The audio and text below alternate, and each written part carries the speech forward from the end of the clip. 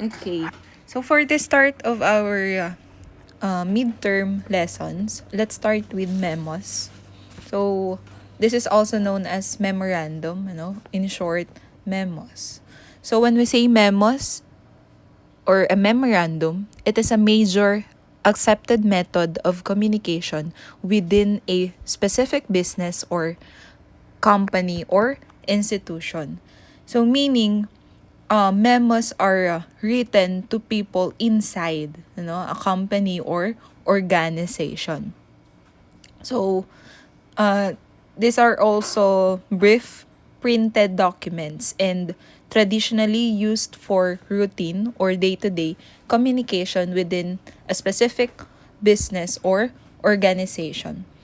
So, as you can see, memos then are just preliminary document, when they want to insert some attachments, they will send first a memo and then may mga attachment rin po sa dulo. Okay? So, they are used to convey decisions, meeting agendas, policies, internal reports, and short proposals.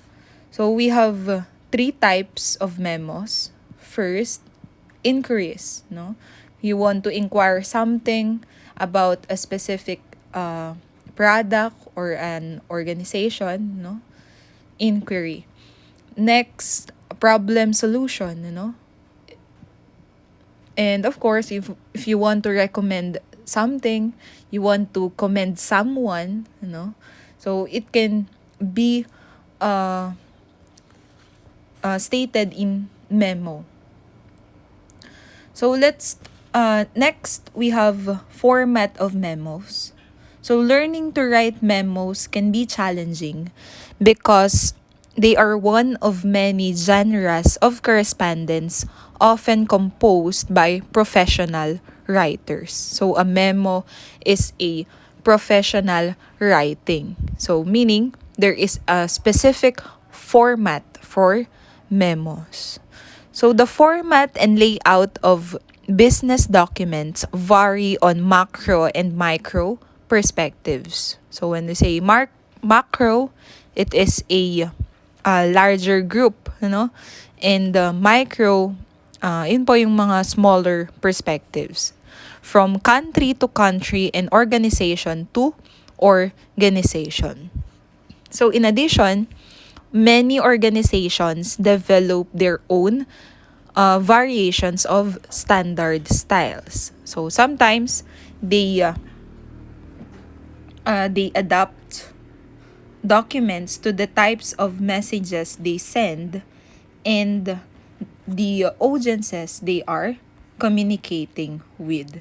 So as you can see here in our slide, meron tayong heading black composed of or including the recipient, who's the sender, what is the date, and most importantly, the subject of the message. And under this heading block, we have the message. Just like an essay, meron siyang 3 parts: introduction, body, and conclusion. Okay, next. Memos, style for students. So if you are tasked to submit your writing in memo form, then you are writing a professional document that is purposeful and aimed at a particular audience. So we have here an example, we have the subject line, university online memo. We have the heading block. Sabi nga natin, nandyan yung date, the recipient, the sender, and the subject. So subject, of course, this is the focus of the memo. And once you read the subject line, alam mo na kung what is the content of the memo or what is the memo all about. So let's move on to the audience for a memo. So usually it begin by considering that a memo is essentially a one-on-one communication between the writer and reader. So it is very useful if you create a memo for a certain person only. Next, it is a highly goal-oriented communication between people who need to share information. No? So very self-explanatory na, no? So you have a certain goal or agenda, to that specific person. That's why you are sharing an information through a professional way, which is a memo. It also provide concrete information in a form that clarifies ideas and puts them into context. So kaya nga kanina meron po tayong format, So introduction, the body, and the conclusion. Of course, there is a specific structure, where you will put your ideas into a context. So choosing the audience of the memo is not that difficult naman, So sabi nga kanina, meron tayong goal. Of course, if you want to share that information to someone, that is your audience. So we need to ensure that all of the people that the memo is addressed to read the memo is there. So if it is an issue involving one person, of course, do not send the memo to the entire office. Just a particular one, especially if the memo is not that good, or yun nga, there is an issue that you want to resolve to a certain person. Also, be certain that the material is not too sensitive to put in a memo. Sometimes, the best forms of communication are face-to-face interaction or a phone call. So, pwede mo naman na siyang kausapin face-to-face, bakit i-memo mo pa, So, be sensitive then. Okay? Next, memos are most effectively used when sent to a small to moderate number of people to communicate company or job objectives. So, the lesser yung iyong or smaller group of people yung iyong audience, mas maganda, Especially if you are communicating about the goals, the policies, and the objectives of your company. So this is a typical memo format. We have the heading part. It composed, or the heading has two parts. Part 1 includes two centered lines at the top of page 1, identifying the name of the company or institution. On the first line with the word memorandum. In the second line, part 2 includes the date, the to, from, and the subject lines at the left margin filled in appropriately. So if you still cannot imagine this memo format, later on, as we move along the slides, makikita po natin yung a sample memo. So next, we have the body. The body of the memo follows the introduction, and it is usually presented in single-spaced paragraphs with a line skipped between each paragraph. So the first lines of new paragraphs can appear at the left margin, or they can be indented 5 spaces. Lastly, we have the closing notations. The closing notations used to identify such things as attachments appear at the left margin, 2 lines below the text of the final paragraph, by simply typing the word attachment as a closing notation. So you automatically refer the reader to any attachment such as a map, a set of calculations, spreadsheets, or a references page. So how memos are organized? So the general organization of a memo mirrors that of an essay. So however, the first paragraph of a memo is typically used as a forecasting device. And when we say a forecasting device, from the name itself, so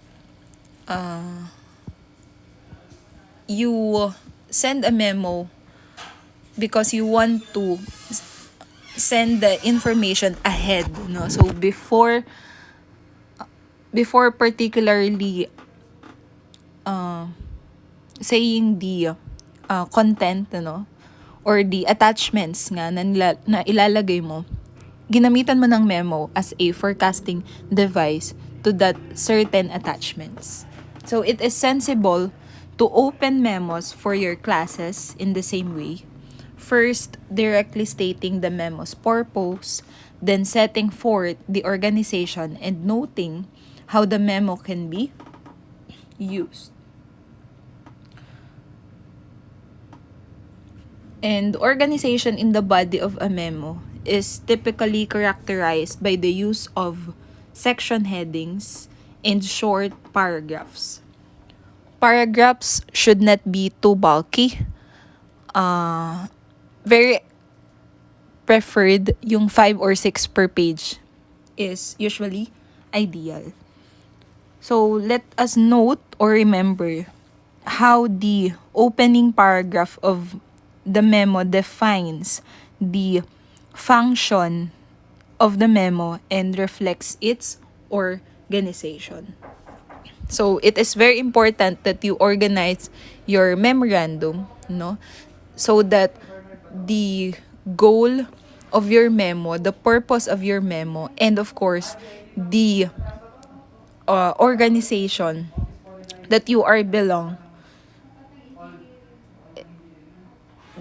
is ma-recognize agad,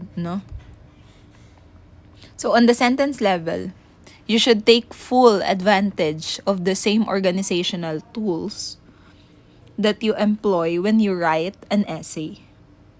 So when you write an essay naman, every beginning of your essay, there is a meaningful topic sentences. And when you have your topic sentences, of course, mas madali mo na pong ma-finish yung iyong intro, yung body, and your conclusion. Because meron ka ng starting topic that you want to discuss. And carefully selected transition words. So when we say transition words, gumagamit ka pa ng therefore, ng mga consequently, yung mga ganun po. Ano pa ba? So, transition words, yung parang hindi ka, before you will start your another sentence, gumagamit ka ng transition words. Just like what I've said kanina, consequently, therefore, and many marami pa tayong ganun, So, you can search naman or browse your Google, sa inyong Google.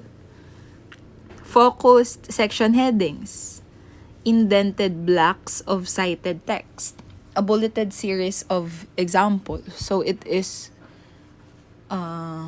easier to read, very readable kapag nakabullet yung ating examples.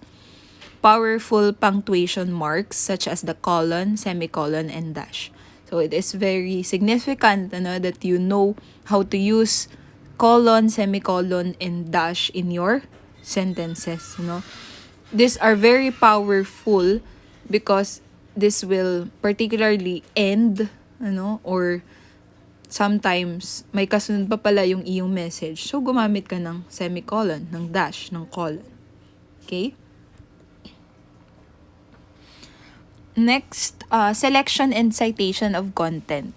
So your job is to select and present the most pertinent, most current information available to you. So a memo's content, of course, should be guided, by the assignment or the goal, So meaning research is required here in terms of your content. So it is important to remember as you present the content that selectivity and relevance matter greatly. So do not hesitate, of course, to let your memo's content be heavily informed by your research, but also provide your own interpretation and organization of this research. Okay? So, sometimes, in the policies of a memo, generally, they do not include footnotes and notes or further readings or even a bibliography. However, if you use supporting information, in a memo, of course, it is essential and ethically right, that we cite the source in the text. So you must document the sources of your information so that your reader could find the original source of the information if desired. Okay? So a simple references page, should be considered. So if they want to have further readings about the sources of your document, so madali po nila yun mahanap. So if your memo uses sources, provide the bibliographic information related to your sources on a references page as an attachment at the end of the memo. So a memo's tone and style.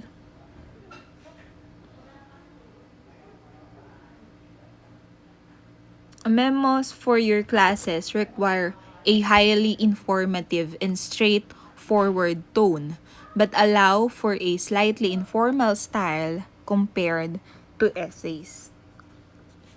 So when it comes to memo that we use in our classes, we should be informative and straightforward. So unlike an essay that we use flowery words, para mas mapahaba natin ang ating essay, dito naman on point tayo, But slightly informal yung kanyang style compared to essays. So the use of I and you are handy because they provide a straightforward way of communicating, but you must be careful not to overuse these terms. So I and you are pronouns, that we use to directly communicate our message. So avoid using passive verbs and avoid sentences that rarely include a pronoun. So keep your memo focused on both the reader and yourself by using I, you, we, and are often. So it's far more direct and personal and makes the reader feel as if you are with them, not you are commanding or preaching at them.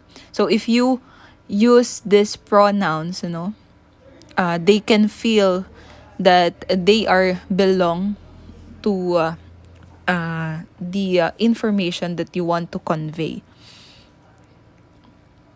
Stylish prose is key to good memo writing, and you should not hesitate to use active, interpretive adverbs and verbs and concrete, carefully chosen adjectives and nouns.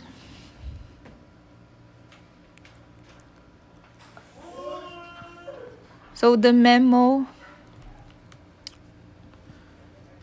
need not be written in a dry, dull fashion. Rather, it should emulate the same stylistic standards that good prose has always embraced. So these standards are summed up neatly in the popular style guide. So we have here the elements of style, as follows. So in order for our audience to be interested and read, and of course, read the memo, yes, it is given, that they should read it, particularly if they are the receiver of the or the audience of the memo. So, as a good writer, and it is a professional writing correspondence, stylistic standards should be embraced. So, writing na nga, tas boring pa na babasahin nila. So, here are the elements of style. First, a sentence. So, a sentence should contain no unnecessary words. A paragraph, no unnecessary sentences. For the same reason that a drawing should have no unnecessary lines, and a machine, no unnecessary parts. So, self under self-explanatory na, no? Very definite na yung ating nasa PowerPoint natin. So, a sentence should contain no unnecessary words. So, we have discussed this one, that if we can see that some words are redundant, some of it can be removed, and there are awkward wordings in our sentence, it should be and automatically remove in our sentence. Unnecessary nga, bakit mo isasama? Okay? So, as this quote suggests, good prose can achieve elegance by its clarity, efficiency, and sense of purpose. Just remember, when it comes to a good prose, you have the characteristics of these three, First, very clear yung information, very efficient, and the purpose or the objective of the memo was stated, directly. Next, we have the conclusion. The conclusion of a memo should not simply provide a summary of the memo's entire contents, but it should be a true conclusion. That is, an articulated conviction arrived at on the basis of the evidence presented. So, meaning the closing paragraph, is the place to spell out the bottom line to the reader. So, here, are few types. Here are few tips to remember. So, dapat true conclusion, sabi rito. That we not simply summarize the entire contents, but at the end of your memo, after reading your memo, they had spell out, the bottom line to the reader, that you directly stated what is your goal ba in your memo, so that is when we say a true conclusion. So, some tips to remember first is to study and use standard memo format to present your text. So, sabi ko nga, structure or format is very significant, especially it is a formal or professional correspondence.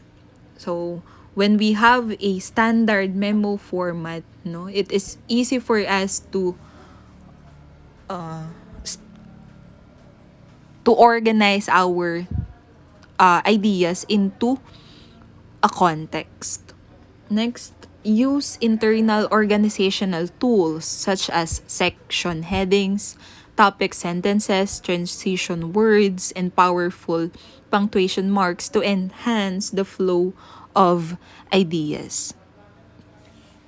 So when it comes to these tools, no, so like an essay, we are using these topic sentences, no, to organize or para mapagdugsong-dugsong natin yung ating mga sentences, no, in a good structure, 'di ba?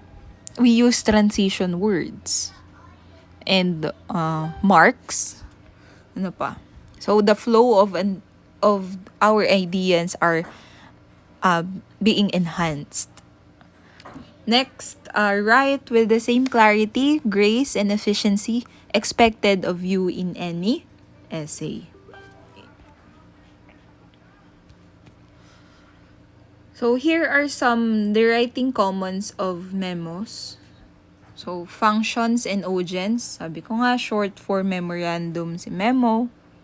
Memos or memoranda are typically used for fairly short messages of 1 page or less, but informal reports of several pages may also employ memo format. So when it comes to format, memos are distinguished by a header that includes the date, to, from, and subject lines. Other lines such as CC or BCC may be added as needed. An re or reference line may be used instead of subject, but this use is becoming rarer as re is often mistaken as reply because of its use in email. So, subject po ang gamitin natin. When it comes to organization, direct yung ating strategy, because it presents the purpose of the document in the first paragraph, sometimes the first sentence, and provide supporting details in the body. So this direct approach is used for good news or routine communication. So we should consider then the indirect organization. A strategy opens with relevant, attention-getting details that do not directly state the purpose of the document. So the purpose is revealed in the body of the message, usually sandwiched between supporting details.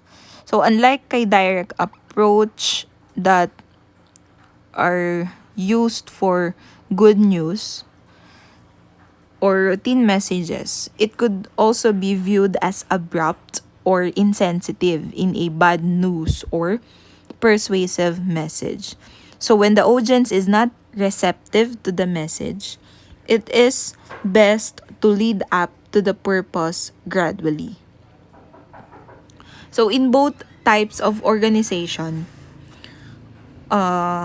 there are action information such as deadlines or contact info, or a court choose closing statement is placed in the last paragraph. So si direct, from the name it implies, you directly state your purpose. Sometimes at the first sentence, nandun na agad yung iyong purpose, and yung mga remaining is supporting details in the body. So indirect naman, it does not directly state the purpose of the document because at the beginning meron pa siyang mga attention getting details, or then isa sandwich or papatungan ng supporting details in revealing the purpose of the message. Yan. So here are examples on how we can choose whether to write directly or indirectly. So ito po yung kanilang differences. Ayan.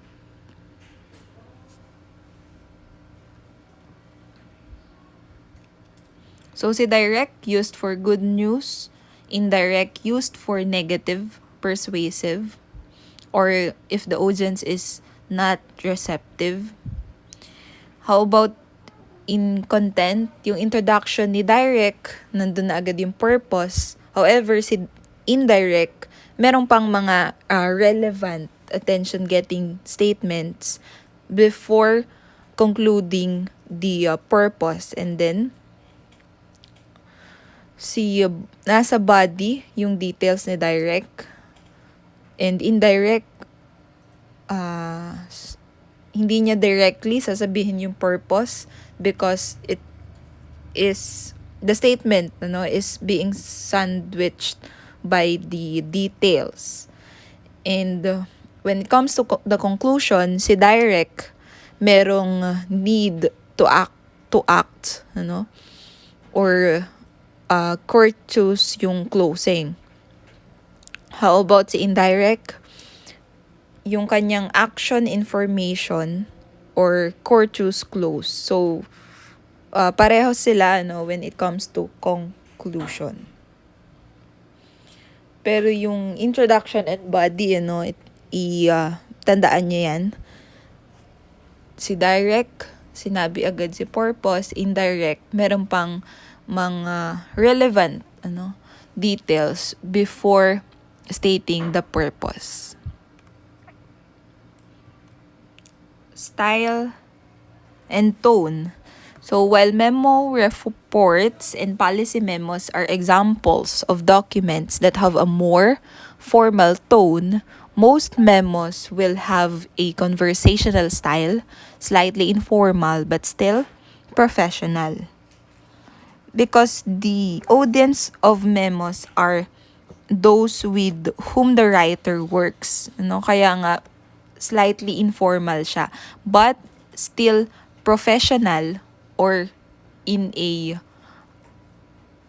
professional way of communicating to your co-workers or colleagues. So the writing style usually assumes a relationship with them and therefore a certain lack of formality is given, but keep in mind that the relationship is a professional tone pa rin po.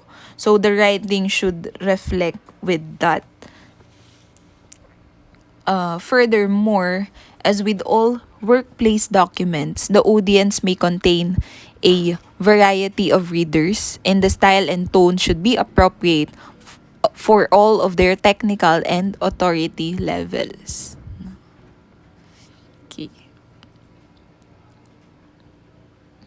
So, common memo writing situations. Memos are used in a variety of workplace communication situations, from documentation of procedures and policies to simple announcements. So, here are some common types of memos. If there are changes or new policies, mini-memo po yan. If there are instructions to be followed, procedures of course, new procedures or even revised procedures to an entire organization, ay nilalagay rin po yan sa memo. Announcements and trip reports. Okay. So, memos, purpose, and format. So, a memo's purpose is often to inform, but it occasionally includes an element of persuasion or a call to action. Kasi at the end of a memo, dun nga sa ating closing notion, there is a call to action. Ano po yung mga example na nababasa natin sa mga memo?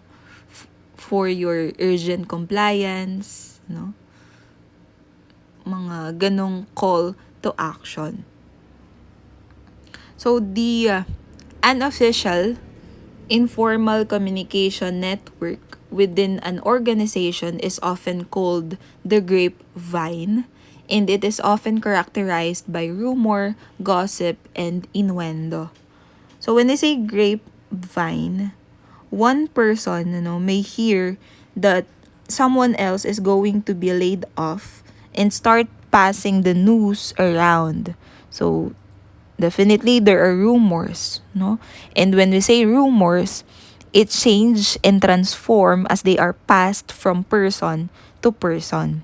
And before you know it, the word is that they are shutting down your entire department. No? So napakalala nung naabot sa iyong rumor because of this unofficial gossip lamang pala, ano? So one effective way to address informal and official speculation is to spell out clearly for all employees what is going on with a particular issue. So for example, if nagkaroon ng cut sa budget, if budget cuts are a concern, then it is very wise to write a memo, send it, explaining the changes that are imminent. So if a company wants an employee to act on that concern, they may also issue a memorandum. Okay? So another example, on February 13, 2009, upper management at the Panasonic Corporation issued a declaration that all employees should buy at least 10,600 worth of Panasonic products. So the company president noted that if everyone supported the company with purchases, it would benefit all. So, directly, sinend itong memong ito throughout the corporation. And there is a call to action that if you purchase a certain worth of Panasonic products, of course, may benta na yung company mo, magbe-benefit ka rin as the employee in that corporation. So memos often represent the business or organization interests. They may also include statements that align business and employee interest and underscore common ground and benefit. Yan, so balikan natin yung format ng isang memo. So a memo has a header. So nandun po yung title of the individual in this section. Doktor na ba yan? Siya ba ay nagtapos ng ganto, ng ganyan? So of course, there is a title of that certain individual. Siya ba yung president? Siya ba yung manager? So date and subject lines are also present, followed by a message that contains a declaration, a discussion, and a summary.